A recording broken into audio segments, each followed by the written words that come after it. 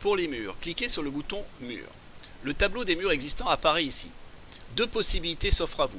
Vous pouvez modifier directement ce tableau. Par exemple, là, on va modifier le mur 2 en cliquant donc ici Isoler, oui. Épaisseur d'isolation, on va mettre 10 cm. Vous pouvez mettre aussi un R connu.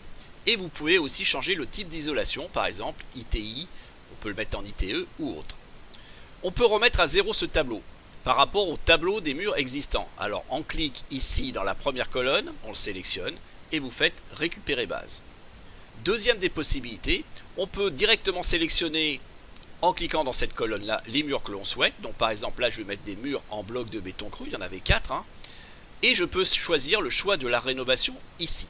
Donc cette liste, c'est celle de la base des coûts travaux qui se trouvait ici, que vous avez rentré précédemment. Donc là par exemple on peut prendre l'isolation par l'extérieur de laine de roche de 20 mm avec un R de 5,10, je sélectionne et automatiquement il le sélectionne et le met dans le tableau du bas. Donc avec le descriptif qu'on a vu juste avant, vous pouvez savoir que c'est le mur 2, mur 3, mur 4, mur 5 que l'on a rénové. Voilà, là vous savez que c'est en ITI et là vous avez le coût.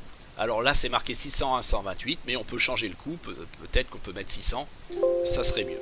Voilà. Donc ici, on va isoler maintenant le premier mur qu'on n'a pas isolé, mais par contre on va le faire peut-être par l'intérieur. Donc je clique ici, je le sélectionne. Je sélectionne le choix de la rénovation. Je choisis donc, alors on va mettre panneau de polyuréthane par exemple à l'intérieur de 100 mm. Je sélectionne. Automatiquement donc, il le met dans le tableau du bas. Là, on a le mur 1. Voilà. Isolation des murs par ITI. Et ça fait 593,83. Donc là, c'est pareil. On peut mettre 595 ou le changer autrement. Si vous n'en voulez plus, il suffit de supprimer, de cliquer sur ce petit bouton-là, la petite croix rouge, et ça va supprimer la ligne. Voilà.